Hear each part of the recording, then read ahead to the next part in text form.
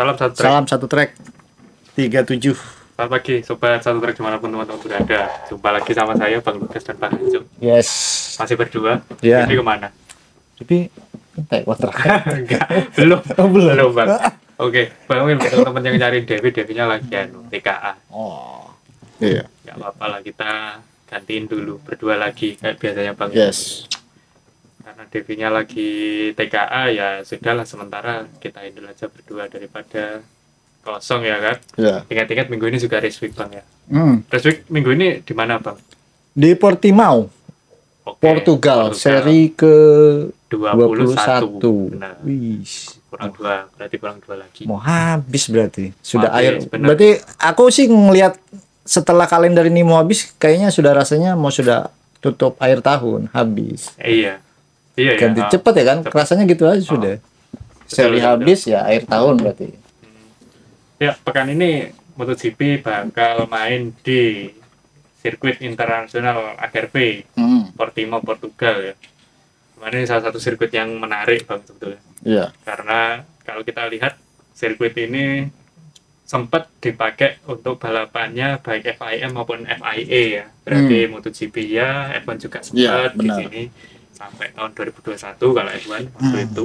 Sirkuit yang unik karena menurut beberapa sumber Iya. ya kan, menurut beberapa sumber sirkuit ini modelnya kayak sirkuit Spa Lawas Sepang. di Belgia, sirkuitnya F1 Oh. Spa itu. Iya, iya, iya. Dengan ciri khas yaitu ada elevasi yang cukup tinggi, ya kan? Ya semacam mana ya katanya siapa? Katanya berita kemarin tuh katanya Rossi seperti roller coaster. Benar, jadi Kayak naik turun lah Iya, istilahnya. turun. Bahkan ada klip tadi aku nemu si motornya siapa ya? Jack Miller ingat saya. Oh, iya, iya, iya, Yang iya. sempat Iya. terbang berjumping. Iya, iya, iya, iya. Tapi mendaratnya sempurna pada waktu nggak salah, nggak sempat crash ya. Enggak, untungnya gitu. Dan Portugal ini juga jadi salah satu sirkuit di mana Bang MM ya, andalan kita Iya. semua, itu kemarin sempat kontak dengan Peko Peko. yang menyebabkan akhirnya keduanya Crash. tidak bisa menyelesaikan balapan Iya. ya Bang ya. Kalau kita ingat, dan apesnya lagi di musim ini ternyata MM lagi-lagi tidak Iya, bisa iya, ikut iya, karena benar. masih cedera, masih pemulihan. Benar. Kemudian juga ini ya Bang ya, Martin juga ya sepertinya ya, Martin, yang positif tuh Martin, MM. yang akhirnya nanti Bulega yang akan menggantikan nanti. Ya itu positif, Bulega. Kemudian finalis gimana finalis? Finalis juga masih. Finalis juga masih ya, Jadi masih Paul. masih digantikan oleh Espargaro ya. Padahal kalau kita lihat di musim lalu ya kan, Finalis sempat podium 1 di sprint. benar finalis waktu itu disusul Marquez dan Martin kan Benar. waktu itu yang podium. Ya. Oke Bang, kalau kita lihat sirkuitnya profilnya seperti apa Bang Aco? Ya, Keseluruhan. tadi seperti Bang Lugas bilang ya, karena memang sirkuit ini terkenal banyak sekali aksi salib menyalip. Kalau kita lihat dari seri-seri sebelumnya, si Marquez masih di Honda, Benar. itu tahun 2022 atau 23 seingat saya nanti bisa di cross check lagi, itu banyak salib menyalip di situ. Terus kalau saya lihat panjang sirkuit ini kan ada sampai 56 ya, Hampir 5 kilo. hampir 5 ya, Hampir, maaf, ya. hampir 5 kilo dan jadinya balapan panjang ya, kalau dibilang balapan panjang sampai 25 lap. Berarti Dan nanti terus- sprintnya 12 ya Bang ya. Nggih. Untuk sprint. Nah, itu terus ini juga jadi home base-nya Oliveira, Oh ya, balapan kandang ya. balap kandangnya Oliveira, dan Ini ini satu-satunya pembalap MotoGP asli Portugal. Portugal, benar. Dan ini jadi balapan terakhirnya Oliveira di MotoGP tahun Wah, ini. sedih. Iya. Ya, karena musim depan Oliveira akan ke WSBK Benar, ya Bang ya, iya. tukar dengan Toprak. Makanya jadi pembalapan penutup yang berkesan buat Oliveira ya. Oke, ya benar banget. Jadi ya harus bisa menghibur fans-fansnya yang ada di Portugal tentunya kan. Apalagi ini kalau mau dibilang pembuktian sudah nggak ada apalagi yang mau nggak ada lagi mau dibuktikan Nah, karena itu. memang musim depan si Oliveira ini mainnya di WSBK. Tapi memang kalau di WSBK kan tetap ada juga di sirkuit ini. Masih ada ya, Bang ya? Ada, kalau memang fansnya ya tetap ada gitu. Cuman yang untuk kejuaraan di MotoGP-nya Oliveira sudah nggak gabung lagi dan dia gabungnya di WSBK. Oke, sedikit Bang. Oliveira itu tahun lalu di posisi ke-9 finishnya, masih bersama Trackhouse ya waktu itu. Belum gabung Pramac ya sekarang kan. Tuh.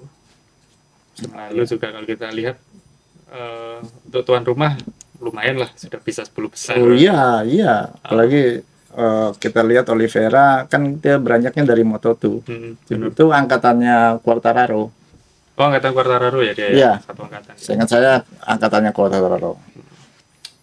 Oke, sedikit tambahan buat karakteristik sirkuitnya ya. Jumlah tikungan tadi 15 ya. Jadi banyak dominan ke kanan. Nah, ini sirkuit sebetulnya layoutnya banyak sih, Bang. Jadi kalau buat GP mungkin hanya 15 ya. 15. Kalau buat F1 gak ingat saya 17 atau 18 gitu, lebih banyak. Lebih banyak. Oh, berarti mungkin karena sempat dipakai Evan, berarti banyak ada yang ini digarisin dipotong ya. Layoutnya pasti berubah. Jadi untuk F1 sama MotoGP biasanya dirubah layoutnya. Kemudian ini juga salah satu sirkuit yang lebar, sekitar 18 meter. Ya, karena ya terus bisa dipakai F1 juga kan. Dan lurusan terpanjangnya ada di 969 meter, hampir sekilo. 1 kilo. Ini agak mengingatkan saya dengan ini ya, beberapa sirkuit dengan lurusan panjang kayak Catalunya, Phillip Island. Dan ini besok juga di Portimao, di Algarve ini ya. Keren nih memang ini sirkuit. Dan oke Bang, kalau lihat sirkuitnya sendiri menurut Bang Aco, analisis sederhananya aja, motor mana yang paling cocok untuk sirkuit Portimao? Kalau dari data kemarin ya tetap Ducati lagi, karena memang kan Ducati berapa tahun ini dia sangat mendominasi hampir di semua sirkuit. Betul. Mungkin ya di tahun-tahun ini aja itu juga ketutup sama Marquez kan. Hampir semua sirkuit pasti ada di podium Ducati. Mulai tahun 2021-22 itu sudah bagus-bagusnya Ducati sampai detik ini yang Ducati masih tetap bagus.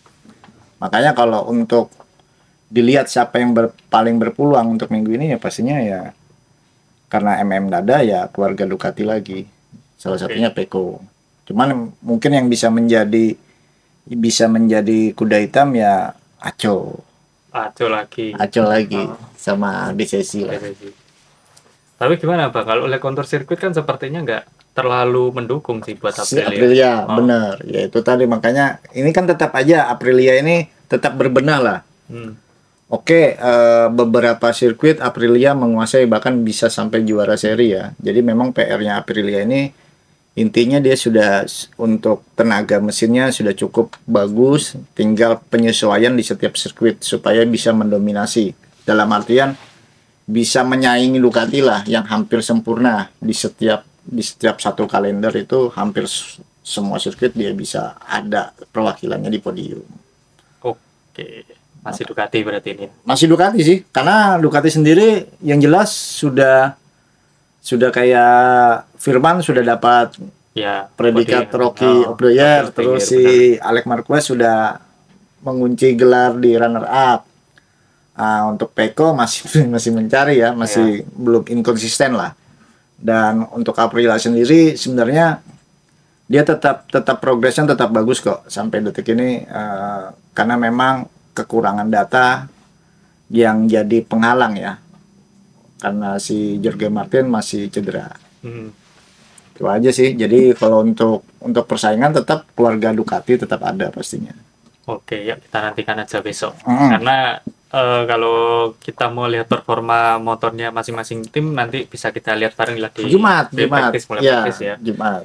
Mulai practice yang nanti akan dimulai sekitar pukul 17.45 sore berarti di sini. Waktu Indonesia bagian barat, teman-teman. Jadi yang teman-teman mungkin yang mau lihat nggak sempat terbang ke Portugal, jangan khawatir karena platform streaming banyak sekarang banyak dan bisa langganan, silahkan nonton seharusnya Bang ya. Banyak. Karena itu juga buat pemasukan teman-teman media ya, yeah, yang menyiarkan ajang MotoGP di sirkuit Portimao Portugal besok. Oke Bang, mungkin sedikit aku mau bacakan apa nih namanya, bacain jadwal dulu deh ya. Oke. Bacain jadwal sedikit buat MotoGP yang nantinya free practice pertama mulai Jumat besok ya Bang ya, sekitar pukul 11.45 WIB, lanjut ke practice di jam 10 malam, jam 22 WIB. Kemudian free practice sebelum kualifikasi itu nanti di jam 17.10 hari Sabtunya ya Bang. Dilanjut kualifikasi Q1 dan Q2, kemudian baru di sprint nanti pukul 10 malam di hari Sabtu. Nah, kemudian nanti di hari Minggunya warm up akan dilaksanakan pukul 16.40 WIB dan dilanjutkan GP-nya di hari Minggu juga di jam 8 malam, jam 20.00 WIB. Makanya jangan lewatkan keseruan rider-rider ya. Yeah. MotoGP yang nanti akan berlaga. Dan pekan ini teman-teman tontonan lagi banyak nih. Karena selain MotoGP, ajang balap F1 juga akan main nih. Oh iya. Di bekas jajahnya Portugal. Apa? Brasil. Iya benar. Di Sao Paulo ya. Sirkuit Sao Paulo nanti. Makanya nanti sore malamnya nonton MotoGP, jangan lupa begadang dini hari nonton F1. Aduh. Makanya kan tadi kemarin gimana MotoGP kabarnya, masih menarik kan untuk sampai seri 21 ini. Memang Marquez bersaudara sudah ngeklaim tinggal juara tiganya ya, antara BCC dan Pecco. Oke Bang, ini seandainya performanya Pecco lagi peak terus ya. Terus sampai nanti Valencia, ngunci nggak kira-kira? Bisa lah, berpeluang bisa. Orang si Acosta aja masih ada sebenarnya, tapi peluangnya sangat kecil. Iya, dia kayaknya terkunci di urutan 5 sampai akhir musim kayaknya. Iya, itu bisa jadi di situ. Tapi cuman ngikutin aja. Yang penting kan sementara kan yang konsisten sebenarnya Acosta. Acosta yang lebih konsisten kok secara ngambil dapat mendulang poin kan Acosta. Makanya dia lebih dekat. Cuman memang untuk peluangnya tinggal 2 seri lagi. Ya, presentasinya sih kecil, tapi ada peluang. Ya, ini juga sedikit kita bahas beberapa all time lap recordnya ya. All time lap record di sirkuit ini itu masih dipegang Marc Marquez ya di tahun 2023. 23 ini berarti masih ikut Honda ya Bang? Iya, benar. Masih ikut Honda Repsol ya. Gitu ya. Terus baseballnya juga MM di tahun 2023 masih ikut Honda di 1 menit 37.226. Itu baseballnya itu. Kalau base race lap-nya ini ya di Ducati. 1 menit 38 Ducati ya Bang ya, waktu 2024 ya.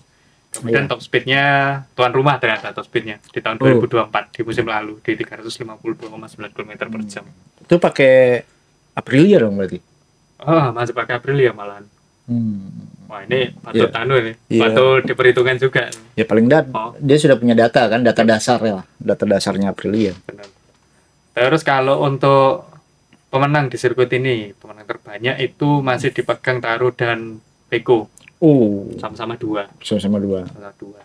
Kemudian disusul Martin 1. Nah, ini Yamaha sepertinya juga masuk perhitungan. Masuk perhitungan selain Ducati dan tadi Aprilia ya, dan KTM tentunya. Kemudian untuk pole-nya masing-masing masih 1. Itu Enea, Zarco dan Oliveira. Nah ini masuk nanti, bisa lah kita masukkan ke prediksi nanti ya, bisa banget. Oke. Bang, ini kita sambil ngobrolin sedikit beberapa isu menarik pekan ini. Terutama yang pertama saya menaruh untuk dibahas itu soal tim satelit ya Bang. Yang di tahun 2027 nanti akan dijadikan tim independen.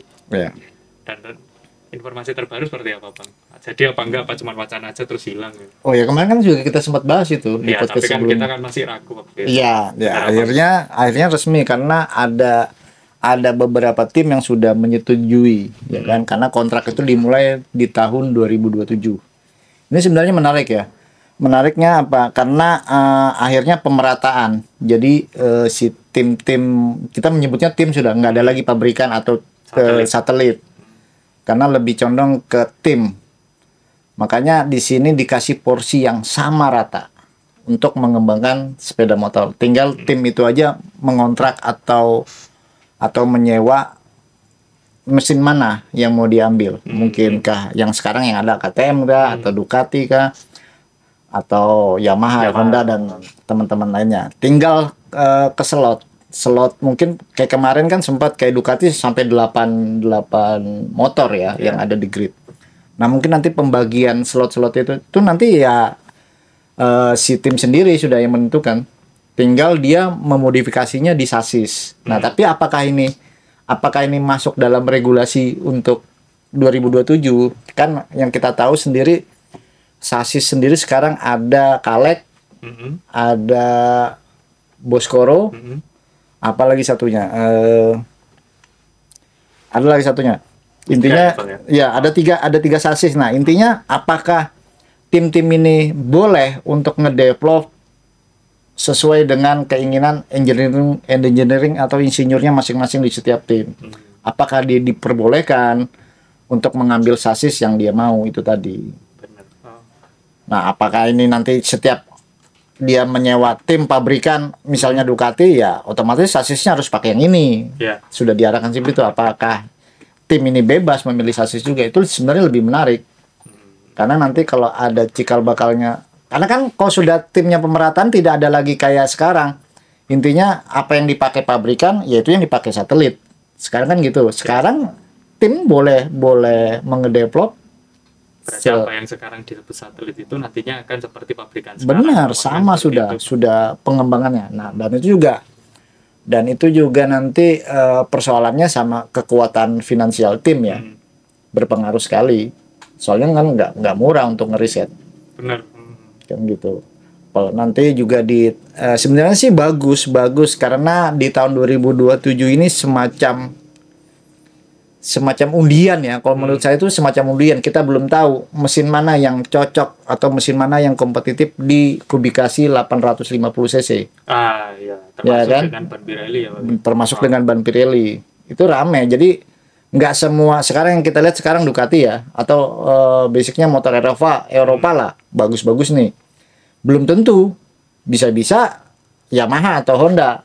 Ya kan gitu. Karena ini kubikasinya sudah turun nih dari 1000 ke 850. Makanya dengan kombinasi mesin yang 850 dengan ban Pirelli, apakah sama Ducati yang sekarang sama yang untuk akan datang? Nah, ini hanya waktu yang bisa menjawab. Ya, makanya itu jadi saya bilang seperti undian. Sama halnya juga kayak kontrak. Ini semuanya secara bukan secara kebetulan ya. Ya benar sih, kayak kontrak pembalap juga habisnya tahun depan, itu 2026. Jadi si pembalap juga untung-untungan nih, mana nih dia kalau mau mencari motor yang kompetitif belum tentu kan gitu, pabrikan mana atau tim mana, jadi semua nol. Jadi untuk ngedevelop tahun 2027 itu sama-sama start dari awal. Ya. Gitu. Ini satu lagi yang menarik nih Bang. Sebetulnya pernah aku singgung sih waktu kita podcast beberapa episode yang lalu. Kalau banyak pembalap MotoGP yang mayoritas itu dari kalau enggak Spanyol, Itali. Nih, kalau menurut Bang Anso gimana? Perlu enggak sih adanya pemerataan? Sebenarnya kalau secara market perlu. Market ya. Kenapa, Bang? Ya karena apalagi sekarang Liberty. Karena kalau dulu kan masih ada yang bilang anak emas atau KTP Spanyol, KTP inilah ya kan gitu. Ada bahasa yang sebetulnya, karena memang Dorna sekalipun Espeleta kan dari Spanyol. Nah, sekarang MotoGP ini dipegang Liberty, maunya Liberty untuk market yang luas. Jadi setiap negara yang ada diikuti di event MotoGP atau di kalender ini harus ada perwakilannya. Bukan harus ya.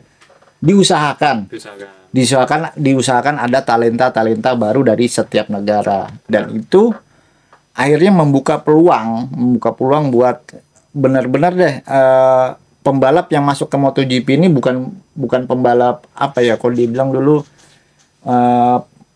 pembalap bayar. Ya ada kan pay rider ya kan bahasanya pay rider. Jadi kalau dulu ada pay rider. Nah, mungkin ini positifnya yaitu tadi bisa mendapatkan talent pembalap di setiap negara. Jadi nggak condong Spanyol dan Itali. Selama ini kan itu ya. Dan selain pembalap, kan sebelumnya juga ada kayak sirkuit ini kan semakin kesini juga berkurang loh. Oh iya, iya. Makin banyak negara-negara lain ngebuat sirkuit akhirnya kan. Kayak di India kemarin ya khususnya memang pangsa pasarnya ada di Asia.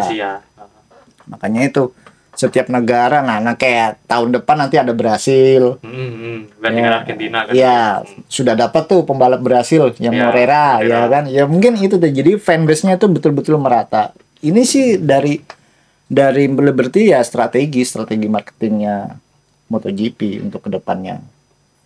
Jadi ya strategi pariwisata juga ya, Bang, ya. Jadi betul-betul dieksplor, semuanya mulai dari pembalap, sirkuit.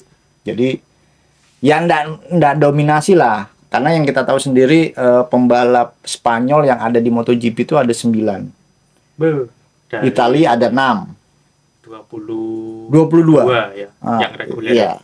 Berarti sudah ada 15 pembalap, sisa 7 pembalap yang masing-masing kayak ada Asia, Jepang satu, apalagi terus sekarang ini bukan Jepang bahkan Chandra, Thailand ya kan, tapi ya mungkin perwakilannya Asia, mungkin seperti itulah. Terus ada Portugal kayak si jadi nanti mungkin strateginya Liberty ini cukup luas lah untuk MotoGP. Iya, salah satu strateginya Liberty. Setuju. Mudah-mudahan semakin seru ya. Iya. Nantinya. Jangkauannya lebih luas. Oke Bang, kita sebelum tutup nih, seperti biasa kita ngedukun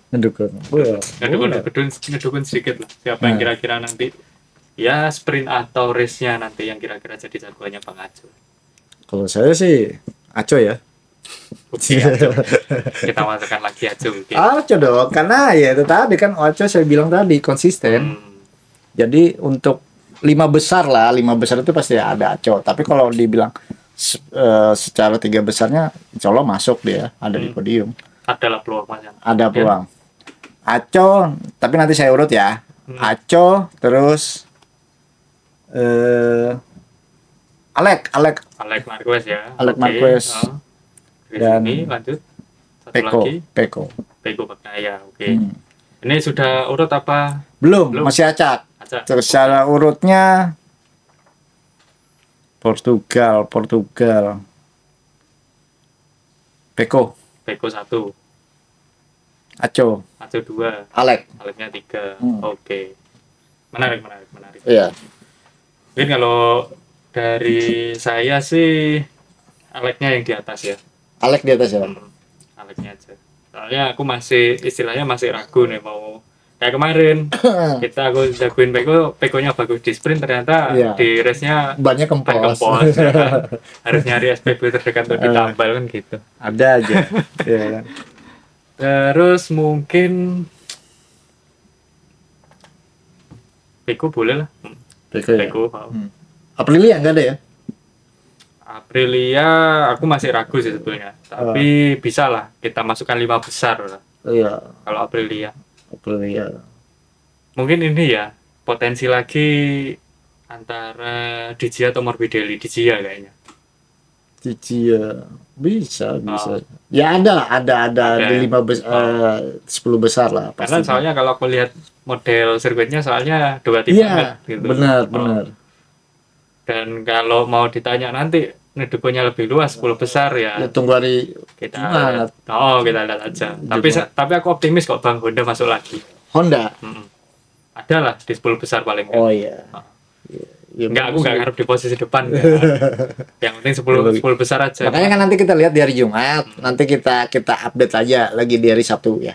Biasanya Bang ya. Insya Allah di hari Sabtu. Oke, Sobat Satu Track, terima kasih yang sudah menemani obrolan kita pagi ini soal prediksi sedikit di sirkuit Portimao Portugal.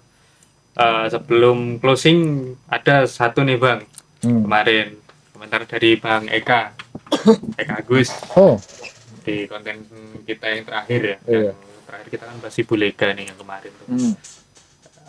Ada pertanyaan nih, yang jadi pertanyaan saya, kenapa Yamaha kok ikut ketinggalan dengan motor Eropa, padahal Taro sempat juara dan tidak cedera lama seperti yang dialami MM.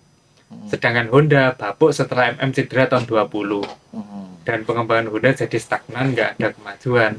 Yang jadi pertanyaan saya, kenapa Yamaha kok jadi ikutan bapuk padahal masih ada top rider yaitu Bang Taro. Ya, menurut Bang Aco gimana nih? Yang seperti kita tahu, Yamaha sampai detik ini dia masih mengandalkan mesin inline. Nah, untuk MotoGP semakin ke sini ya kita lihat sendiri ya. V4 itu sangat bisa menguasai di semua seri. Dan itu cepat berkembangnya untuk teknologi ataupun winglet, aerodinamika itu memang V4 itu sangat cocok mesin V4 karena kita tahu sendiri mesin V4 itu sangat buas, sangat liar. Dulunya sebelum ada aerodinamika ataupun ECU yang secanggih sekarang ini, mesin V4 itu sangat buas, makanya dibuat si Gigi sempat ngebuat aerodinamika itu tadi. Makanya kalau si Yamaha mau ikutan pakai ECU yang ada sekarang atau aerodinamika yang sekarang mungkin nggak cocok kali ya. Mungkin karena memang kita lihat makin kesini Yamaha malah tambah kayak kehilangan arah. Kayak DNA motor Yamaha yang kita tahu dulu smooth, cepet di tikungan, walaupun memang top speednya kurang, tapi dia bisa kuat di corner itu lebih kuat. Nah sekarang kita lihat sendiri motor Eropa dia di segala lini sudah kuat. Karena itu tadi yang bisa mengimbangi ya teknologi itu tadi. Karena kebuasan mesin V4 bisa dicangkok teknologi yang ada sekarang, akhirnya bisa. Termasuk mungkin ini juga ya Bang ya, kalau kata almarhum kemarin, kalau statusnya Honda kemarin kan karena tidak ada pembalap pengembangnya. Ya, itu juga salah satu faktor. Kalau Yamaha gimana Bang? Apakah pembalap pengembangnya nggak ada, ataukah memang timnya yang terlalu nyaman dengan teknologi yang ada? Gimana kalau Bang aja? Kalau pengembang kita sudah tahu ya, Yamaha itu sudah bolak-balik bongkar pasang pembalap yang ada sampai sekarang. Itu ada Dovizioso yang kita tahu dia memang dikhususkan untuk V4.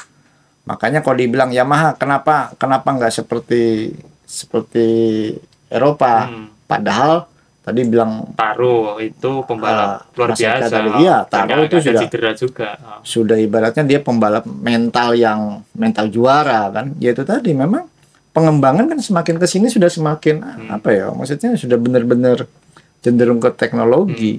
Jadi Yamaha bukannya nggak ada teknologi, tapi memang pada dasarnya motornya sudah nggak cocok dengan teknologi yang ada sekarang. Makanya dia harus rubah, kubikasinya dia harus rubah. Untuk profil si mesinnya yang dari inline harus ke V4 dan itu ya kalau dibilang telat, nggak ada telat sih sebenarnya. Ya harus mengikuti yang ada sekarang. Karena semua regulasi ya. Tergantung regulasi. Sebenarnya seingat saya tuh si Taro ini sampai oprak-oprak timnya. Ayo Dan. Iya. Kan? Dan itu ada kasih statement kemarin, ini jadi kesempatan terakhir loh. Mengultimatum pada akhirnya si manajernya sekarang yang menggantikan Lin Jarvis, Fabrizio siapa gitu. Akhirnya sudah dari gubris. Rumor terakhirnya tuh si Taro ini nggak gubris karena perencanaan mesin V4 ini harus tetap satu tujuan, nggak perlu menghiraukan keluh kesahnya Quartararo. Takutnya apa? Karena kalau dia mengikuti terus apa maunya Taro, jalannya untuk pengembangan V4 ini takutnya acak-acakan. Jadi kalaupun nanti Taro juga mau mengancam, bahasanya ya mengancam, aku akan keluar, mau sampai kapan saya seperti ini, ya akhirnya ya si Yamaha sendiri mungkin bisa ngelepas karena kan yang kita tahu sampai saat ini Yamaha begitu banyak ngeluarin duit untuk Taro gitu. Jadi mendingan dia mungkin kedepannya dia menginvestasikan di pengembangan duit itu daripada membayar pembalap yang nggak sabaran lah bahasa. Tapi ya memang juga sabarnya lumayan Pak. Mulai tahun berapa? Mulai tahun berapa? 2021 kan? Terakhir. Dan kan di tahun itu kalau kita lihat kan sudah banyak pabrikan pakai mesin V4. Iya. Gitu kan? Mulai 2001 2022. Berarti ada 4 tahun. 4 tahun dia tuh udah pernah juara seri. Terakhir ya 21 itu ya. Terakhir 22. Oh ya 22 ya. Oh. Hampir 4 tahun dia nggak pernah juara seri, dan itu sekelas juara dunia. Ya kan, punya predikat juara dunia, sampai detik ini 4 tahun balap nggak pernah juara seri. Ya mungkin mentalnya juga akhirnya terganggu kan. Kapan nih Yamaha ngasih motor, jangan kasih janji-janji manis aja kan gitu. Ya itu salah satunya ya itu tadi. Jadi biar Yamaha fokus aja dah ke mesin. Untuk pembalap ya nanti dilihat aja, siapa tahu ada ketemu pembalap yang cocok kan gitu. Kita harap lah ada pengembangan lebih lanjut dari pabrikan Jepang itu. Saya sih berharap memang khususnya untuk pabrikan Jepang, Yamaha yang lebih unggul daripada Honda. Oh gitu. Iya. Karena memang Yamaha kita tahu sendiri dia punya fokus di mesin motor ya, hanya Yamaha. Kalau Honda aja masih fokus di mesin mobil loh. Oh iya, kepecah. Iya, kepecah. Benar. Walaupun divisinya mungkin beda-beda pastinya kan. Tapi kalau Yamaha, kita tahu Yamaha ya pasti buat motor. Untuk di era sekarang. Makanya berharap Yamaha kembali lagi seperti zamannya Rossi. Ya, gitu. Semakin di depan ya, Pak. Semakin di depan. Oke. Sobat Satu Trek, terima kasih. Itu dulu mungkin perbincangan kita di pagi hari ini di podcast Satu Trek. Edisi hari Kamis 6 November 2025 menjelang GP Portimao Portugal. Teman-teman jangan lupa saksikan keseruan MotoGP di sirkuit Portimao langsung di platform streaming kesayangan kalian. Best di mana aja terserah.